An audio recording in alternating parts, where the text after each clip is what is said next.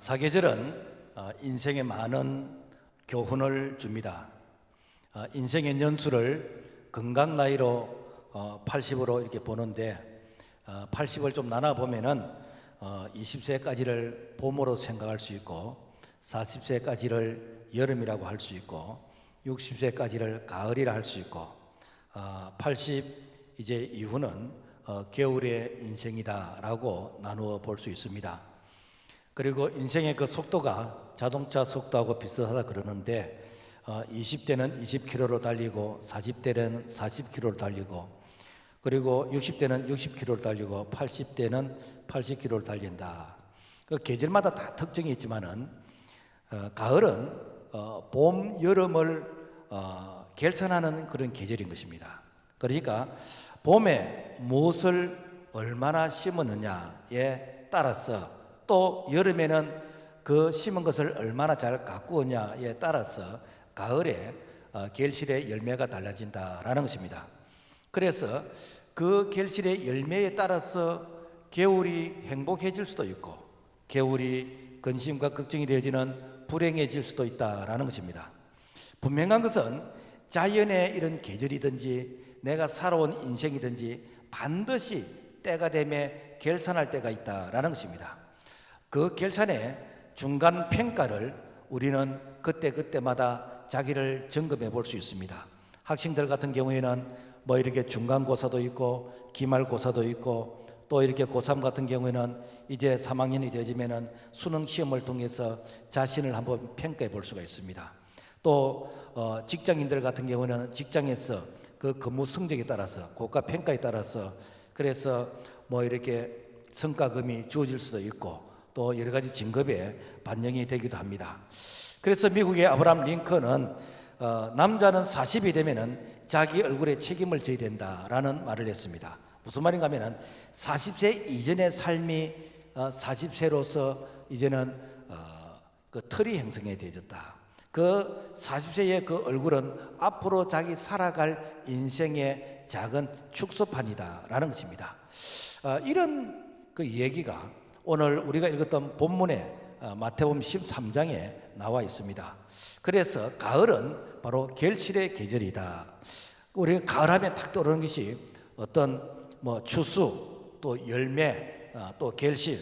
그러니까 농부가 한 해 동안에 참 수고했던 그 보람을 추수를 통해서 그 열매와 그 결실을 통해서 이렇게 자기를 이렇게 돌아볼 수 있는데 그래서 위로가 되기도 하고 또 실망하기도 되지는 이런 부분입니다. 그런데 땅은 거짓말을 하지 않는다랍니다. 많이 심은 자는 많이 거두게 되는 것이고 적게 심은 자는 적게 거두게 되는 것이고 그래서 축복은 바로 심은 것의 결과이다. 그래서 갈라디아서 6장 7절 말씀 보면은 스스로 속이지 말라. 하나님은 업신여김을 받지 아니하시나니 사람이 무엇으로 심든지 그대로 거두리라. 그러니까 반드시 하나님께서는 심은 대로 거두게 하신다. 절대로 공의의 하나님께서는 거짓말을 안 하신다라는 것입니다. 그래서 열매에는 크게 두 가지 열매가 있습니다. 썩는 열매가 있는 것이고 썩지 않는 열매가 있다라는 것입니다. 썩는 열매는 무엇인가? 갈라디아서 6장 8절 말씀 보면은 자기의 육체를 위하여 심는 자는 육체로부터 썩어질 것을 거두고 우리가 가지고 있는 성경은 육체, 육신 그러면은 똑같은 말처럼 느껴지는데 이 헬라의 원어에 보면은 이 두 가지 개념이 있습니다. 하나는 소마와 또 하나는 사르컷인데 이 소마는 바로 그야말로 우리 고기 덩어리 육체, 바디, 이 육신 이것을 바로 소마라고 얘기하고 있고 이 사르컷은 우리 육신이 생각하고 있는 그 본능적인 그 재성 바로 그 재성을 얘기할 때에 사르컷이다라고 얘기하고 있습니다.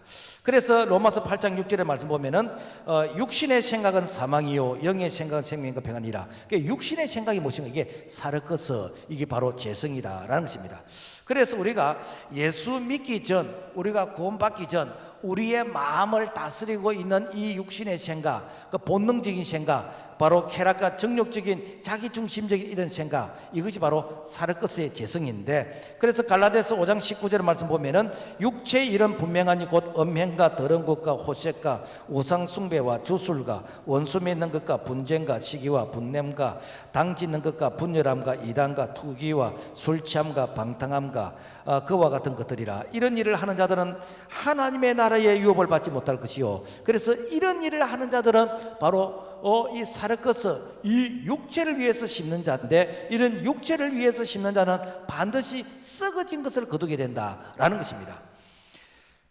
그래서 이 사르커스, 이 육체를 위해서 심는 자들은 이 땅의 것, 눈에 보이는 것, 감각적인 것만이 전부인 것이고, 그리고 내세 보이지 않는 것에 대해서는 관심이 없다라는 것입니다. 그래, 이런 사람들은 내세 천국에 대해서 부담스러워하고 그런 말을 듣고 싶어 하지 않습니다. 뿐만 아니라 이렇게 목사가 죄를 지적을 하고 회개를 지적하고 그러면서 이 지옥이 있다고 하면은 듣고 싶어 하지 않는 이런 부분들.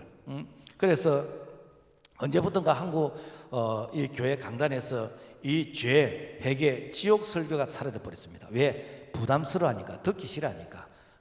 교인들이 좋아하는 달콤한 얘기들, 복 받으세요, 행복하세요, 그리고 잘 되세요, 행동하세요, 여기에만 이제 그 집중해서 이 편식을 가르치다 보니까, 그러니까 조금만 그야말로 자존심이 상해도 이제는 신앙을 떠나게 되지는 이런 현상이 생긴다라는 것입니다. 뿐만 아니라 성경에서 이 하지 말라는 부분들, 예를 들어서 동성애법, 이 동성애가 합법화되면 요즘 가정 무너집니다.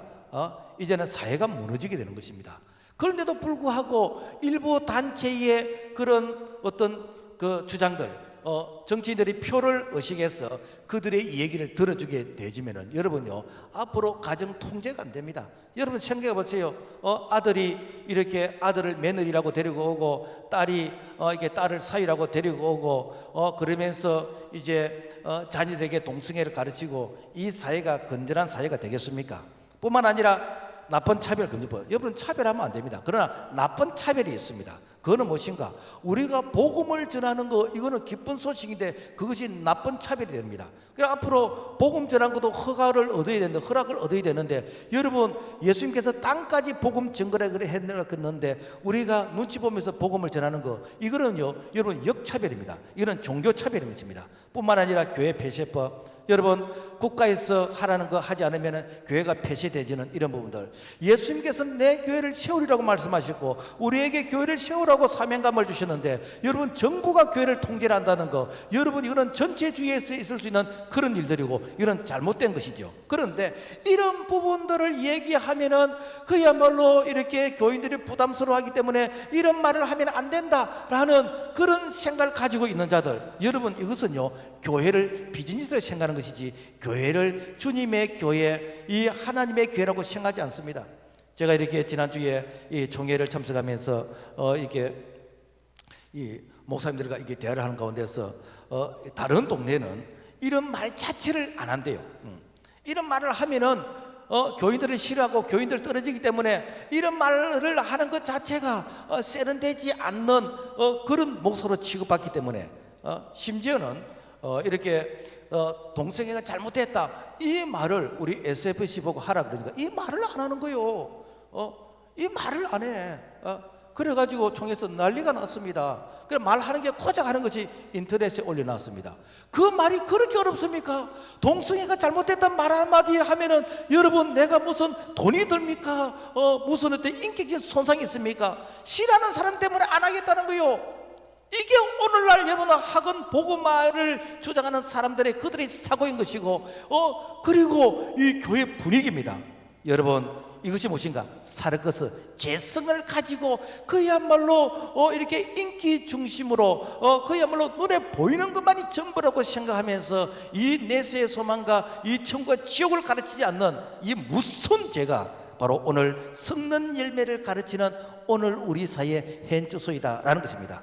그렇다면 썩지 않는 열매가 무엇인가? 바로 영생의 열매입니다. 갈라디아 6장 8절, 성령을 위하여 심는 자는 성령으로부터 영생을 거두리라. 자, 성령은 진리의 영입니다. 말씀의 영입니다. 삼위 하나님의 영인 것입니다. 그러므로 이 성령의 인도를 받게 되어지면은 우리가 갈 바를 알지 못하지만은 성령이 우리를 진리 가운데 인도하시기 때문에 장차 우리가 어떻게 될 것인지 나는 모르지만은 성령은 우리를 손을 두고 인도해 가시거든요. 절대로 좌충우돌을 하지 않습니다. 요한복음 16장 13절 진리의 성령이 오시면 그가 나를 모든 진리 가운데로 인도하시리니 장래일을 너에게 알리시리라. 그래서 장래일을 알리고 이 장래를 향해서 우리를 소원을 두고 진리 가운데 인도해 가시기 때문에 이 가을이 되어지면은 때가 되어지면 어떤가? 열매를 맺는데 어떤 열매를 맺는가? 성령의 열매를 맺습니다.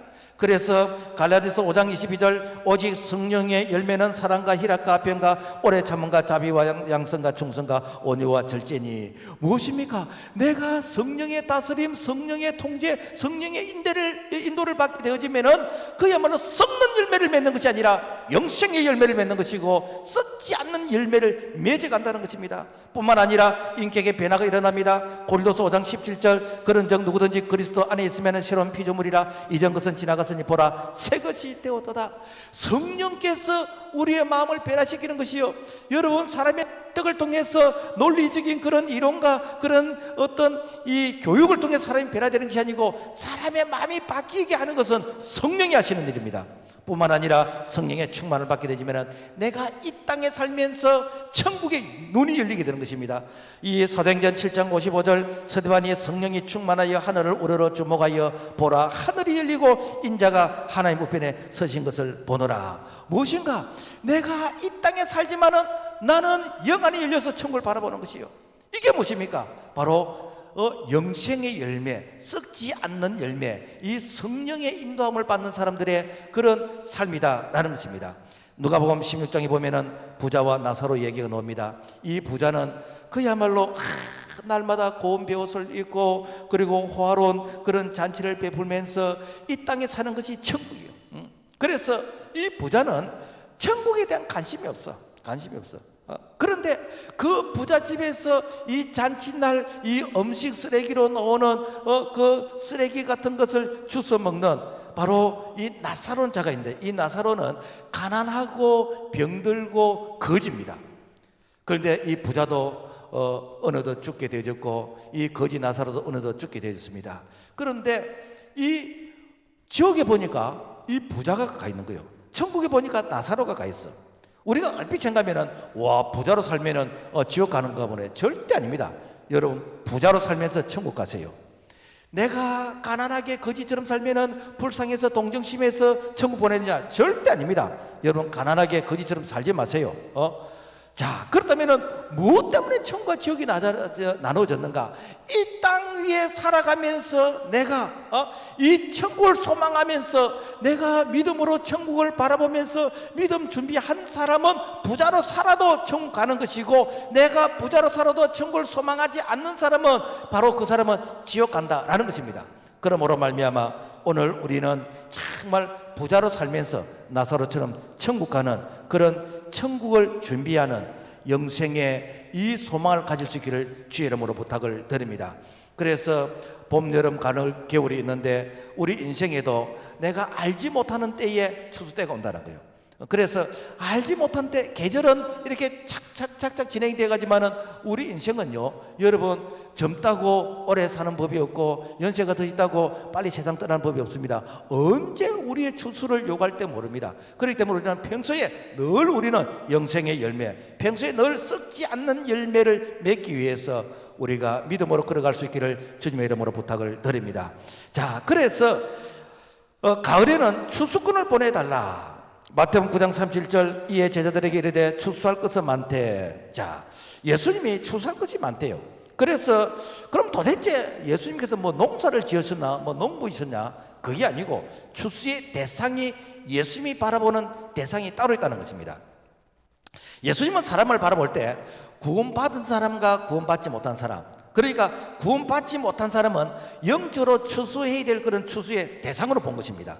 그래서 예수님은 그 추수의 그 대상을 그야말로 알곡이냐 쭉정이냐 그 영적인 양식으로 보았어요. 그래서 요한복음 4장 34절 말씀 보면은 예수께서 이르시되 나의 양식은 나를 위하여 보내신 이의 뜻을 행하며 그의 일을 온전히 이루는 것이니라.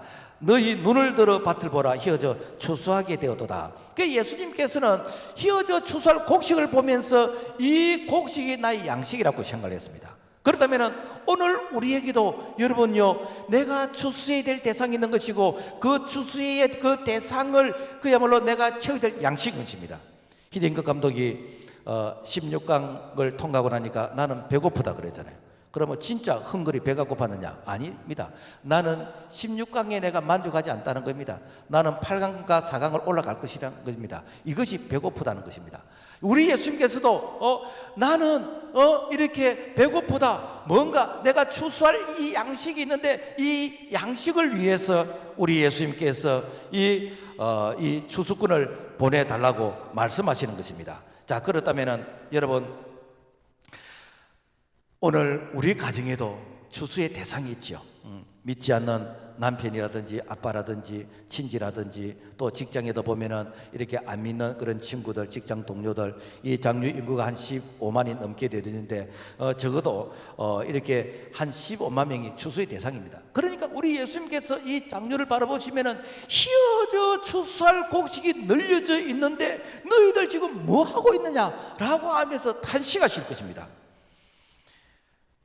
예수님께서 베드로에게 이 사도행전 10장에 보면 한 상을 보여주십니다. 하늘에서 쫙 강주리 같은 데로인데 그 속에 이 부정한 이런 동물이 있는데 이걸 잡아 먹으라 그랬습니다. 근데 베드로가 예수님, 나는 여태까지 레위기에 있는 부정한 동물을 한 번도 먹어본 적이 없습니다. 뭐 대시경질하지 않는 거, 비늘이 없는 거, 굽이 갈라지지 않는 거, 뭐 등등 난 한 번도 먹어본 적이 없습니다. 그때 예수님이 먹으라 이 말은 네가 이렇게 뭐 짐승을 뭐 이렇게 식은 종처럼 잡아먹으라 그런 뜻이 아니고, 너는 편견적인 생각이 있어. 너는 유대인들만 사람 취급하지 이방인에 대해서는 너는 관심이 없잖아. 이방인들을 네가 잡아먹어, 이방인들에게 복음을 전해 라는 그 영적인 메시지가 있는데 이 베드로는 이것을 거절하게 된 것입니다. 그래서 이것을 수용했던 이 사도 바울을 통해서 이방인 이 선교, 이 땅까지 복음 전하는, 로마까지 복음을 전하는 이 사명을 감당하게 하셨거든요. 여러분, 오늘 우리가 영적인 추수를 우리가 먹어야 됩니다. 내가 영적인 추수를 하지 않으면요 새들이 와서 먹습니다. 마태복음 13장에 보면은 돌밭에 떨어진 씨앗은 어떤가? 이 새들이 와서 다 쪼아 먹어버렸어요. 우리가 오늘 말씀을 전해도 이 말씀이 나의 영의 양식이 되지 않는 사람은 이미 마귀 사탄이 와서 그 말씀의 씨앗을 다 빼앗아 가버린 것입니다. 그러므로 말미암아 오늘 우리가 이 추수하지 않으면은 이 마귀가 이제 그 영혼을 빼앗아 가버리는 것이고, 그리고 추수하지 않으면은 이게 추수할 곡식이 이 썩어서 이제는 그 버림받게 되지는 그 영혼이 구원받지 못하는 바로 그런 형편이 있다라는 것입니다. 여러분, 전 세계에서 한 해 죽는 사람이 한 4천만 명 정도 된답니다. 그러면은 일본에 한 76명이 죽는데요. 그러면 똑딱하는 사이에 한 명 이상이 죽는 것이요. 그런데 그 죽는 사람의 3분의 2가 한 번도 복음을 들어보지 못했다는 거예요. 그러니까 주님이 보실 때는 한 영혼이 천하보다도 귀하다고 했는데 한 번도 복음을 들어보지 못하고 여러분 1년에 4천만 명이 죽는다고 할 때 여러분 어찌 주님의 가슴이 이렇게 답답하지 않겠습니까?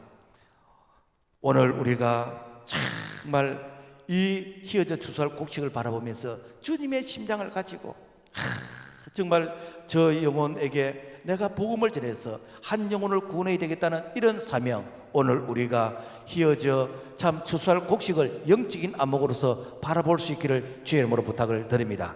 그래서 어떻게 하는가? 일꾼을 보내달라. 일꾼을. 예수님은 추수할 것은 많되 일꾼이 적으니 일꾼이 적다고 말씀하십니다.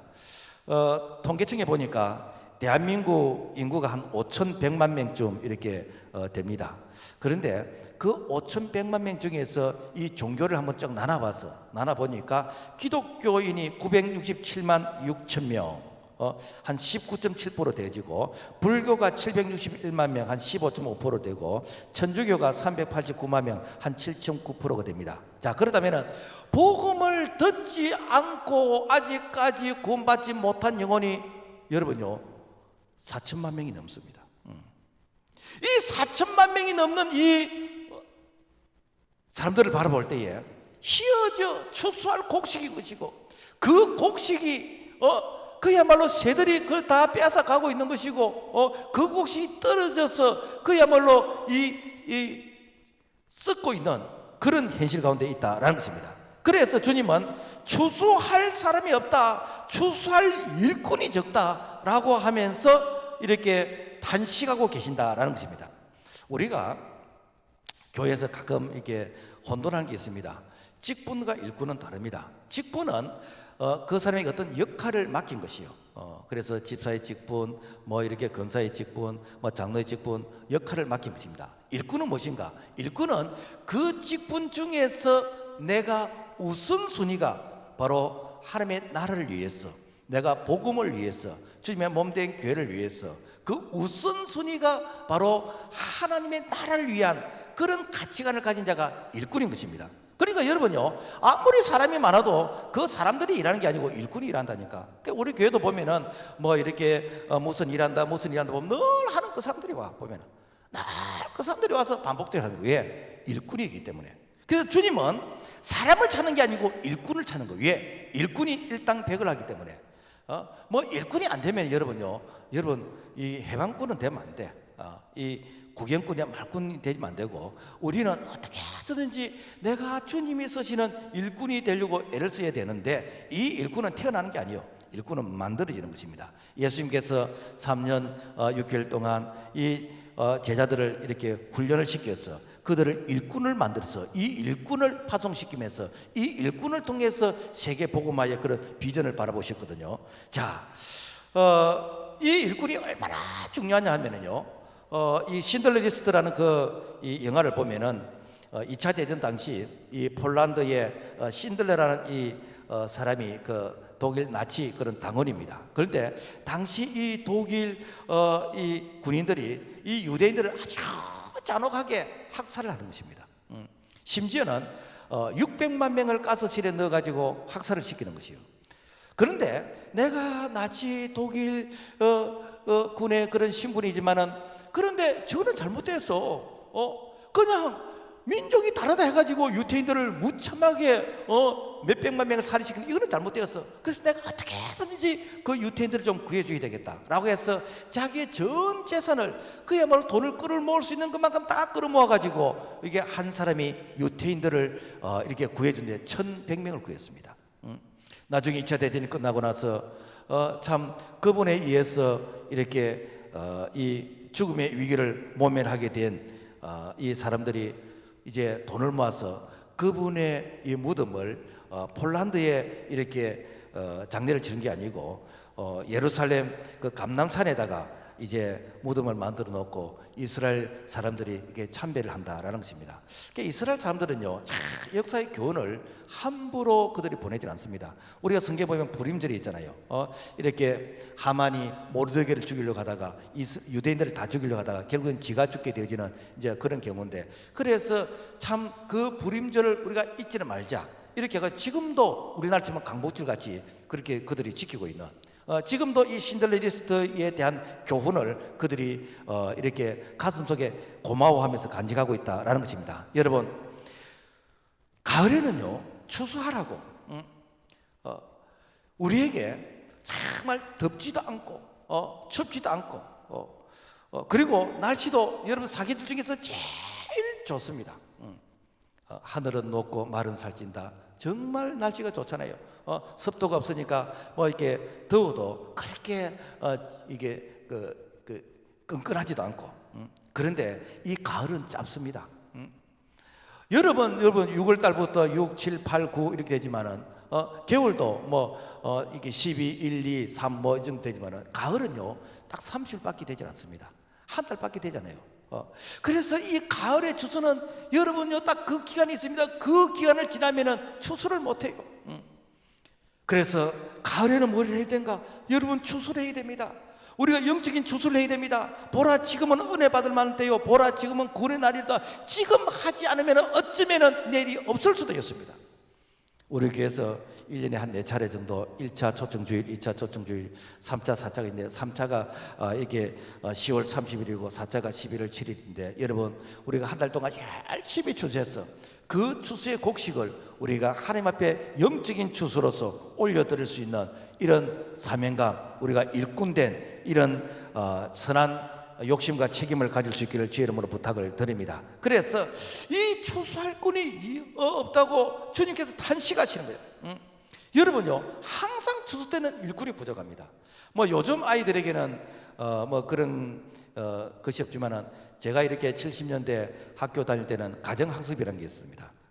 이는 뭔가 하면 가정실습인데 이 보리 타작할 때, 모내기 할 때, 그리고 가을 추수할 때 일주일 동안 가정실습을 해가지고 부모님의 일손을 도와드리는 거예요. 그때는 그야말로 뭐 한 사람이 이게 참 그 일손이 필요할 때입니다.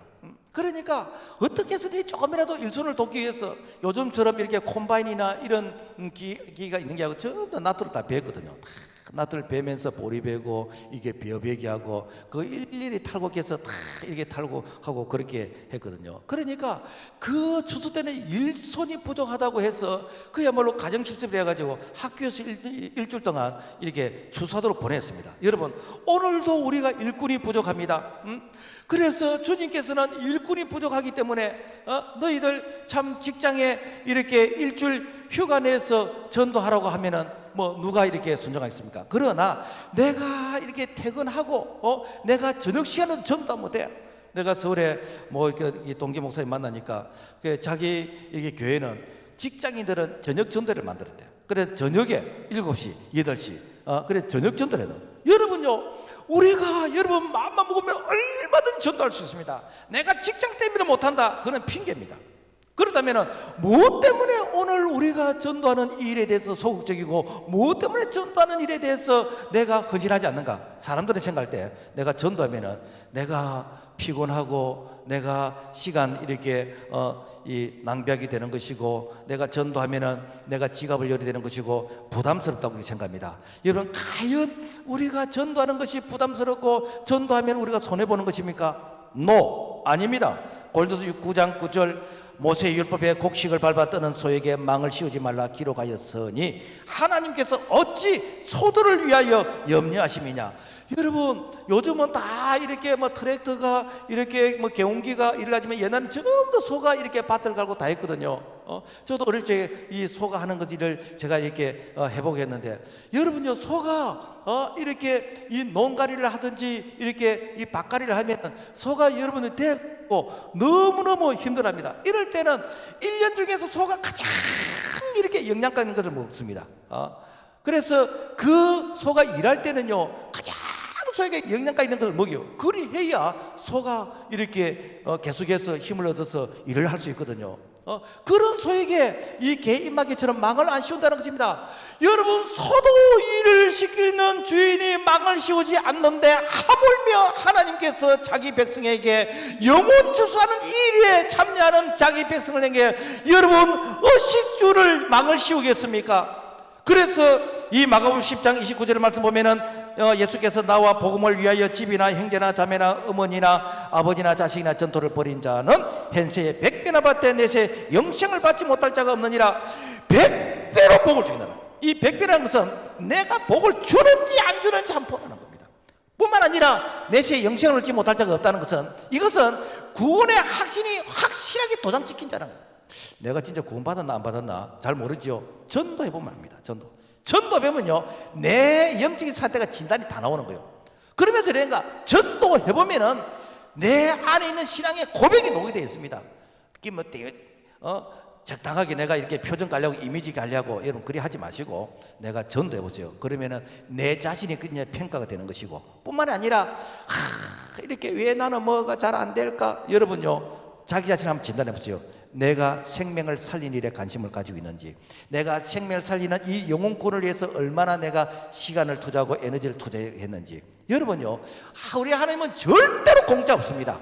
내가 복음을 위해서 수고하면은, 복음을 위해서 헌신하게 되지면은, 그래 네가 내 일을 위해서 수고하고 헌신했다고, 그래 내가 너의 염려하는 거 내가 도와주마, 너의 가정 내가 책임져주마, 그래 너의 생급 대급 책임져주마. 이것이 무엇입니까? 바로 이 주님을 위해서, 복음을 위해서 수고한 자에게 100배로 약속하신 그 약속의 축복에 오늘 내가 산 정인가 주인공이 되기를 주님의 이름으로 부탁을 드립니다. 그 다음에 이 추수를 하게 되지면요, 알곡과 쭉정이가 나누어집니다. 알곡과 쭉정이를 어떻게 구분하는가? 옛날에는 이렇게 그 추수를 하면 참 나스를 다 뱄잖아요. 나사를 다 베고 그 다음에 이 탈곡기에 탈곡을 하면은 그 속에는 알곡도 있고 쭉정이도 있고 그 다음에 먼지도 있고 그 속에 다 들어가 있어. 그러면은 어떻게 하는가? 이 풍로에다가 이게 다 떨어뜨리면은 이 알곡은 그 자리에 다 떨어지고 이 쭉정이는 저 멀리 날려갑니다. 먼지도 날려가고 다 날려가 버립니다. 근데 예수님께서는 예수님 시대에 뭐 풍로가 아마 없었던 것 같아. 그래서 마태복음 3장 12절 말씀 보면은 손에 키를 들고 자기의 타작마당을 정하게 하사 알곡은 모아 곳간에 들이고 쭉정이는 꺼지지 않는 불에 태우시라. 키는 뭔가 하면은 이렇게 뭐 하는데 뭐 지방마다 이렇게 뭐 조금 표현이 다르면 우리는 체이라 그랬는데 이렇게 하면은 그러면 알곡은 이제 안쪽을 들어오고 쭉정이는 밖으로 이제 나가게 되는 거예요. 그런데 이게 흔드는 이게 무엇인가? 이게 여러분요, 알곡과 쭉정이를 구분하는 방법입니다. 그러니까 이 환난의 바람, 시련의 바람, 그리고 이렇게 이 고난과 고통을 통해서 이 알곡과 쭉정이가 구분이 된다는 겁니다.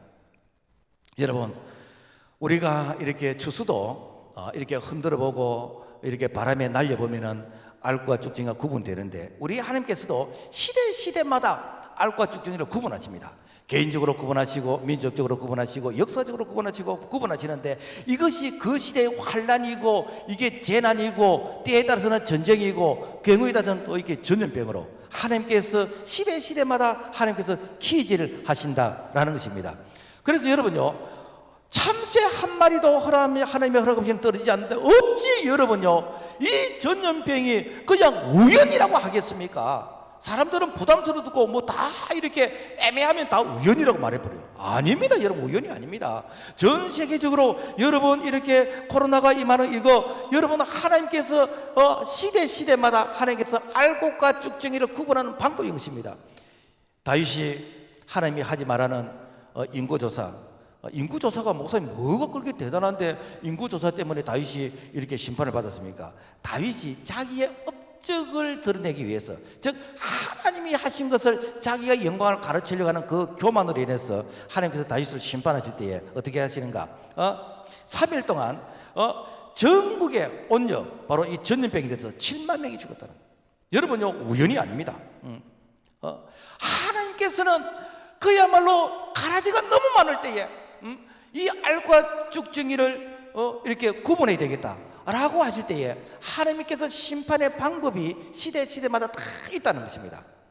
그런데 왜 이렇게 알과 쭉정이를 굳이 이렇게 흔들어서 이 바람 앞에서 구분해야 되는가? 사실은요, 자랄 때에 이 가라지와 알곡이 구분이 안 됩니다. 뭐 이런 얘기는 조금 이게 7, 80년대 시골에서 농사 지은 사람들이나 알고 잘 모르거든요. 이 벼하고 피하고 구분이 안 됩니다. 그거 구분하려고 그러면요, 제법 이렇게 농사를 지어봐야 합니다. 그래서 이 벼논에 들어가서 이렇게 피를 뽑아야 되는데 이게 피인지 이것이 벼인지 구분이 잘 안 돼. 그러나 농부들은 딱 보면은요, 이게 햇빛에 약간 빛을 받으면서 중간에 흰 줄이 있고 이게 피란 게 구분이 돼. 그러니까 구분이 잘 안 됩니다. 뭔가 하면은 여러분요, 오늘날 교회 안에 이 가라지하고 알곡이 구분이 안 됩니다. 그래서 오죽에 있으면은 추수 때까지 놔두라는 거죠. 왜? 이 가라지를 뽑다가 알곡까지 뽑힐까 싶어서 추수 때까지 놔두라는 거예요. 여러분, 오늘날 우리가 교회 안에 가라지가 무엇이지요? 교회 안에 언제부턴가 교회 안에 인본주의가 들어와 버렸어. 하나님의 말씀이 절대가치 기준인데 내 생각은, 내 경험은, 나는 이렇게 생각합니다. 여러분, 교회가 시민단체가 아니에요. 교회는 하나님의 말씀이 중심입니다. 하나님의 말씀이 아니라면 아닌 것이에요, 여러분. 그런데 언제부턴가 총회도 마찬가지고 사람의 생각이 더 앞서가지고, 이게 뭡니까? 인본주의 가라지 아닙니까? 그것뿐만입니까? 모든 종교도 다 구원이 있다고 가르치는 이 종교다원주의, 포스트 모더니즘 사상, 이 WCC, 언제부턴가 서로 종교 간에 이런 갈등이 생기가니까 막 니도 좋고 나도 좋고 우리 부담스러운 얘기하지 말고, 그래서 너희의 종교에도 이렇게 구원이 있다 라고 하면서 두루뭉실하게 이렇게 넘어가는, 이걸 갖다가 좋은 말로 종교와의 그런 대화이라고 하는데, 여러분 아닙니다. 천하인간의 구원을 얻을 만한 다른 이름을 우리에게 주신 일이 없고, 주 예수를 믿어라. 그리하면 너와 내 집이 구원을 얻으리라. 구원은 예수 그리스도밖에 없습니다. 그런데도 불구하고 여러분요, 이런 것들을 수용하는 게 무엇입니까? 오늘 이 시대에 바로 WCC나 이 종교다원주의, 이게 가라지 아닙니까 여러분? 그것뿐만 아닙니까? 언제부턴가 교회 안에 이 이념과 사상에 이런 그 참 문화가 들어와 가지고 여러분, 교회가 하나님이 중심이 되어야 되는 것이고 말씀이 중심이 되어야 되는 것이고 주님 피로 값진 교회가 중심이 되어야 된다. 언제부터 우리가 여러분 정치인이 중심이 되었습니까? 언제부터 우리가 정치인에게 우리가 줄을 섰습니까? 여러분, 그는 가짜 교인입니다. 우리는 하나님이 중심이요, 말씀이 중심이요, 우리는 교회가 중심입니다. 만약에 우리가 이 중심을 우리가 포기한다면 교회는 교회 되기를 포기한 것입니다. 주님 오시는 그날까지 여러분, 절대로 교회가 세상에 휘둘려서는 안 돼. 교회만 바로 딱 중심에 서면요, 여러분, 한국의 민주화와 한국의 이 정치는 발전할 수 있습니다. 그런데 언제부턴가 교회가 세상 문화를 다 받아들여 버렸어요. 그러니까 그야말로 어떤 뭐 투표라든지 정치적 이런 문제가 놓으면은 말씀을 떠나서 이념과 사상에 줄을 서게 되는 거, 여러분, 이거는 알고가 아닙니다. 이거는 불신의 가라지인 것입니다. 언제부턴가 참 교회 안에 아닌 것은 아니라고 해야 되는데 교회가 폐쇄를 당하고 교회가 예배의 통제를 받고 교회 안에서 찬송하지 마라, 기도하지 마라, 심지어는 성경책도 갖다 놓지 마라 라고 하면서 여러분, 이런 얘기를 아무런 구반응 없이 다 수용하는 거, 여러분, 이것이 뭡니까? 무관심의 가라지 아닙니까? 무관심의 가라지 아닙니까? 오늘 우리는 아닌 것은 아니라고 해야 됩니다. 그것은 무엇인가? 하나님의 말씀이 아닌 것은 아니라고 해야 되는 것이죠. 그러다 보니까 되는가? 누가 진짜 알곡인지 누가 진짜 가라지인지 한번 구분해 봐야 돼요. 중간평가입니다. 중간평가. 한번 흔들어 보는 거예요. 흔들어 보니까 우수수 떨어지는 교회도 있는 것이고 우수수 떨어지는 사람도 있는 것이고, 그런데 끝까지 붙어 있는 자, 끝까지 남아 있는 자, 오늘 주님께서 우리에게 어쩌면 이 시대에 한 번 더 이렇게 중간 평가를 해볼 수 있는 그런 기회가 바로 이 시대에 바로 이 코로나 같은 이런 전염병이다라는 것입니다. 그래도 감사할 것은, 만약에 우리가 그야말로 참 하나님의 심판대 앞에서 알고 쭉정이를 구분한다면 기회가 없잖아요. 그런데 우리에게 중간에 이런 평가를 받는다는 것은 다시 회개하고 다시 내가 돌아올 수 있는 그런 기회가 있는 것이거든요. 그렇기 때문에 오늘 우리에게 중간에 참 이런 평가를 점검해 볼 수 있는 이런 기회, 어쩌면 하나님께서 내게 다시 본질로 돌아오라고 우리를 부르시는 그런 하나님의 그런 사랑인 줄 알고 다시 우리가 신앙의 본질을 회복할 수 있기를 주의 이름으로 부탁을 드립니다. 자, 그렇다면 쭉정이의 인생은 무엇인가? 이 쭉정이는요, 속이 없기 때문에 그냥 바람 부는 대로, 물결 치는 대로, 유행대로 이렇게 흔들려 다닙니다. 그런데 딱 그 중심이, 하나님 중심이 딱 되어 있고 하나님 말씀이 중심이 되어 있고 교회가 딱 중심이 되어 있으면요, 내가 흔들릴 수 있지만 절대로 넘어지지 않습니다. 우리가 이렇게 배를 보면은 배가 이게 컨테이너를 뭐 싣고 이렇게 태평양을 건너고 그렇게 하잖아요. 컨테이너를 많이 싣는 것은 뭐 만 몇천 개도 싣고 뭐 그렇게 합니다. 그러면은 뭐 산더미처럼 아파트처럼 이렇게 컨테이너 싣고 배가 가는데, 와, 저거 나중에 파도 칠 때가 이렇게 흔들리면은 이게 전복되는 거 아닌가? 안 넘어집니다. 어떻게 되는가? 배를 설계할 때 좀 어려운 말인데 지혜 무게 중심이 그 물 밑에 딱 가둬져 있어요. 그러니까 흔들리긴 하지만은 안 넘어집니다. 왜? 중심 밑에 딱 돼 있기 때문에. 오늘 우리가 그래요.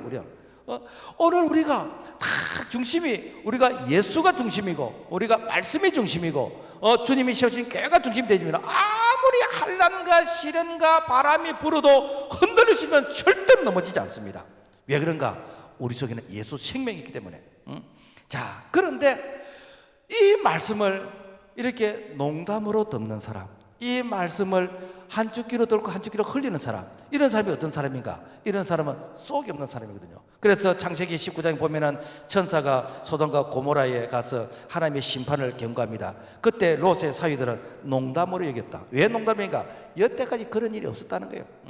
앞으로도 없을 것이라는 거예요. 그러니까 농담으로 여기는 것이에요. 예수님의 그 재림과 천국과 지옥이 있다라는 우리가 이야기하면 사람들이 농담으로 여깁니다. 겁주지 말라 그럽니다. 기분 나쁘니까 그런 소리 하지 말라는 겁니다. 왜 그렇지요? 그들은 없기를 바랄 뿐입니다. 그러나 분명하게 성경은 경고하고 있습니다. 요한계시록 21장 8절 믿지 아니한 자들과 흉악자들과 살인자들과 음행하는 자들과 점술가들과 우상숭배자들과 거짓말하는 모든 자들은 불과 유황으로 타는 못에 던져지니 이것이 둘째 사망이라. 여러분, 내가 이 세상을 떠났을 때 여러분 어디서 눈을 뜨기를 원합니까? 내가 천국에서 눈을 뜬다는 그 확신을 가지고 믿음으로 살아간 사람은 참으로 복 있는 사람입니다. 그런데 내가 이 세상을 떠났을 때 내가 둘째 사망 지옥에서 눈을 뜬다면 그 사람은 참으로 불행한 사람이죠. 왜 둘째 사망이라고 했냐면요, 예수를 안 믿는 사람은 이 땅 위에서 그야말로 생명이 없기 때문에 그 사람은 그야말로 예수 생명이 있기 때문에 이 땅의 죽음이 한 번 죽음이고 그 다음에 영원한 지옥에 가기 때문에 그 지옥의 그 고통이 바로 둘째 죽음이에요. 그러나 우리 예수를 믿는 사람은 지금부터 영원히 영생합니다. 영생은 지금부터 영원히 사는 것이요. 그럼 목사님, 사람이 심장이 먹고 이게 죽고 장례를 치는 그거는 뭡니까? 이거는 영과 육의 분리일 뿐이지 우리 영혼이 이렇게 지옥 가는 것이 아니기 때문에 하나님이 보실 때는 우리가 영생의 그런 생명을 가진 자이다 라는 것입니다. 그러므로 우리가 인생의 겨울을 준비해야 됩니다. 겨울은요 다 지역마다 다르지만 우리 밑에 지방에는 뭐 이렇게 별로 그렇게 안 추워요. 그래서 한파가 왔다 해도 뭐 영하 한 4도 5도 되면은 막 춥다고 뭐 출입도 안 하고 그러는데 저기 강원도 철원 쪽에 근무한 이 군인들을 보면 영하 한 20도 정도 되어지는 뭐 거기서 소변을 보면은 이게 바로 고드름처럼 이렇게 뭐 되어지는데 그런데 중국의 흑룡강성에 거기서 선교하는 그 선교사님 얘기 들어보니까 거기는 영하 30도 35도 정도 된대요. 영하 30도 35도 정도 되면 어떻게 되는가? 침을 탁 받으면 땅에 떨어지기 전에 이게 얼어버린다. 그러니까 그런 추운 곳에서는 이 동물들도 겨울에 활동을 안 하고 최대한 이 몸의 움직임을 이렇게 적게 하면서 동면에 들어가는 거예요. 동면에. 그래서 동굴 속에 들어가서 이 따뜻해질 때까지 동면을 기다려요. 그리고 새들도 보면은 이 따뜻한 남쪽 지방을 향해서 철새들이 이동을 하게 되지는 이런 법입니다. 여러분, 우리 인생에도 겨울이 옵니다.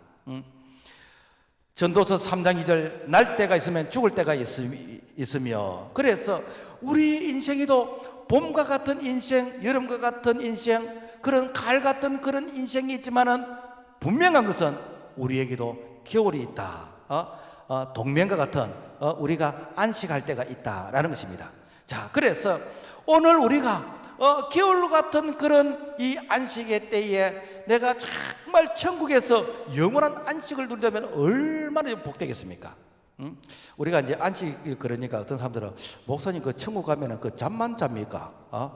천국 가면은 낮잠 자고 그 잠만 자면 얼마나 허리가 아프겠습니까? 이게 안식이라는 건 하나님의 위로가 있는 것이요. 그래, 네가 얼마나 수고를 했느냐? 네가 복음을 전하면서 네가 눈물을 흘렸다고 내가 너 눈물을 닦아주마. 네가 복음을 전하면서 네가 지갑을 열었다고 내가 네게 멜류관을 주마. 네가 복음을 전하면서 네가 용어도 먹었다고 내가 네게 영광의 멜류관을 주마. 천국에서 위로를 받는 것이요. 그러니까 여러분요, 우리의 수고가 헛되지 않다는 것입니다. 천국은 누가 들어갑니까? 마태복음 22장에 보면은 천국은 초청장을 받은 예복 입은 자만이 들어갈 수 있습니다. 초청장이 무엇이지요? 바로 생명록책에 내 이름이 기록된 자, 그런 자만이 천국 들어갈 수 있는 거예요. 그리고 예복은 어떤 예복인가? 이 예복은 주님의 십자가의 보혈로서 깨끗하게 이 씻음을 받은 그런 자들만이 천국에 들어갈 수 있는 것입니다. 그러니까 오늘 우리가 영원한 이 천국에 우리는 이미 예약된 자인데 그 영원한 천국에 내 사랑하는 가족, 내 남편, 내 이렇게 자녀 그리고 이웃 사람들에게 내가 이 초청장을 보내서 그들이 예수 믿고 그들이 함께 천국 간다는 거 여러분 얼마나 자랑스러웁니까? 우리가 이렇게 밖에 나가서 식사를 해도 야, 그 집에 참 그 오리고기 맛있더라. 야, 그 집에 그 참 이렇게 담국이 맛있더라. 뭐 그러면서 우리가 이렇게 자랑하게 됩니다. 그런데 여러분요, 영원한 천국의 영생의 복락을 누리는 것을 내가 왜 자랑하지 않습니까? 천국 문 앞에 가면은 이런 질문을 한대요. 당신은 왜 혼자 올 생각을 했습니까? 여러분, 예수 믿는 것이 부끄럽습니까? 우리가 예수 믿는 것이 여러분요 왜 창피합니까? 예수 믿는 것이 여러분 우리가 된장국 먹는 것보다도 여러분 더 못합니까? 왜 여러분 벙어리인데? 왜 여러분 복음을 전하지 않는데? 내게 이 복음이 오기까지는 수없이 많은 사람들이 순교하면서까지 내게 이 십자가의 복음을 전해주는데, 내가 복음의 빚진 자인데 왜 복음의 바톤을 내 손에서 내놔버립니까? 그런 자에게 어떻게 하나님께서 은혜와 축복을 주시겠습니까? 오늘 우리가 이 복음을 전해야 됩니다. 그래서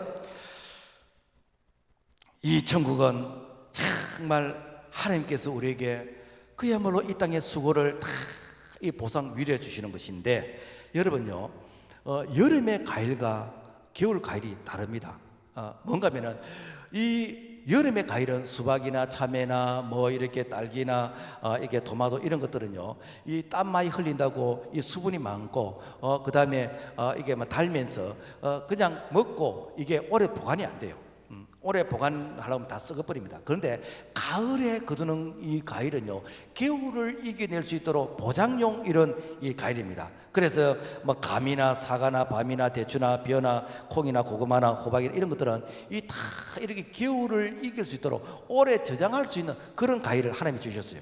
여러분, 오늘 우리가 월동 준비를 해야 됩니다. 그 월동 준비는 무엇인가? 우리가 가을 추수가 월동이 아니라 오늘 우리는 이 생명의 이 떡, 생명의 양식을 통해서 영원한 천국에서 영생의 복락을 누리는 이 겨울의 양식을 준비해야 되는데, 그래서 예수님께서 요한복음 58장에 보면은 6장 58절에 보면은 이것은 하늘로서 내려온 떡이니 이 떡을 먹는 자는 영원히 살리라. 그래서 예수님께서 자기의 몸을 생명의 떡이라 그랬어요. 그래서 이 말을 영적으로 말씀하시는데 이해가 못 돼가지고, 와, 뭐 예수님은 뭐 식인종이가 사람의 살을 먹게 하고, 우리가 이렇게 1년에 몇 번씩 성찬식을 하잖아요. 성찬식. 그 성찬식을 하는데 그때 성찬의 그 교훈이 무엇입니까? 자, 이 빵을 먹어라. 이 빵은 예수님께서 날 위해서 십자가에 찢어진 예수님의 살이니라. 그리고 이 잔을 받아 마시라. 이 잔은 예수님께서 날 위해서 흘리신 보혈의 피니라. 그래서 이 떡과 이 잔을 통해서 예수님의 살과 이 피를 영적으로 교훈하시거든요. 그래서 예수님의 살과 피를 먹은 자는 바로 우리 속에 생명의 양식이 됨으로 말미암아 우리에게 영생이 있게 되는 것입니다. 그래서 오늘 우리가 이 영적인 추수, 영원히 썩지 않는 그 과일, 그 양식이 무엇인가? 이것이 바로 예수님의 살과 피라는 것이죠. 예수님의 살과 피를 먹은 자들은, 이 자들은 영원한 안식에 들어가게 됩니다. 요한계시록 14장 13절에서 보면은 지금 이후로 주 안에서 죽는 자들이 복이 있다 하시매 모든 눈물을 그 눈에 씻기심에 다시 사망이 없고 애통하는 것이나 곡하는 것이나 아픈 것이 다시 있지 아니하리니 처음 것들이 다 지나갔습니다. 우리가 이 땅 위에서 무엇 때문에 하나님께서 우리에게 건강을 주시고 무엇 때문에 생명을 연장시켜 주시고 무엇 때문에 일찍 예수 믿게 하셨습니까? 이 사명 감당하라고, 이 추수꾼의 이 사명 감당하라고, 일꾼의 이 사명 감당하라고, 이 사명 감당하라고 우리에게 일찍 예수 믿게 하시고, 구원받는 그 자체가 목적이라면 여러분요, 숨 넘어가기 전에 예수 믿어 구원받습니다. 그런데 내가 무엇 때문에 모태 신앙이고 무엇 때문에 내게 일찍부터 예수 믿게 하시고 무엇 때문에 직분 주셨습니까? 이 일꾼의 사명을 감당하라고 우리에게 이 사명을 주셨습니다. 그래서 이 일꾼의 사명을 감당하면은 소에게 입막에 망을 씌우지 않듯이 하나님께서 오늘 우리에게 절대로 우리의 의식주 염려하지 않게 해주시고, 뿐만 아니라 네가 이 복음의 이 추수꾼의 이 사명을 감당하고자 하느냐, 내가 이 땅에 100배의 복을 주셔서 이 일을 계속해서 감당할 수 있도록 하나님께서 이 땅에 복만 주는 것이 아니라 영원한 천국의 이 영생의 복락의 복까지 주셨음을 꼭 기억하고, 우리가 이 가을이 가기 전에, 정말 가을 추수는 여러분 길지 않습니다. 한 달밖에 되지 않습니다. 이 가을이 가기 전에 우리가 이 추수하는 일에 모두가 동참해서 우리가 하나님 앞에서 참 영적인 추수를 이렇게 올려드리는 그런 참으로 일꾼된, 하나님께서 일회용으로 쓰시는 게 아니라 두고 참 가슴에 새기 주시는 그런 일꾼된 하나님의 사람이 될 수 있기를 주의 이름으로 부탁을 드립니다. 하나님 아버지 감사합니다. 오늘 우리가 예수 믿기까지는 수없이 많은 사람들이 순교의 피를 흘리면서 우리에게 십자가의 복음을 전해주었습니다. 우리 대해서 이 복음이 단절되지 않게 하시고 어떤 역경 시련 가운데서도 끝까지 복음의 사명을 감당할 수 있는 하나님의 사람이 되게 하시고, 가라지의 인생이 아니라 알곡의 인생을 살아갈 수 있도록 도와주시옵소서. 예수 이름으로 기도합나이다. 아멘.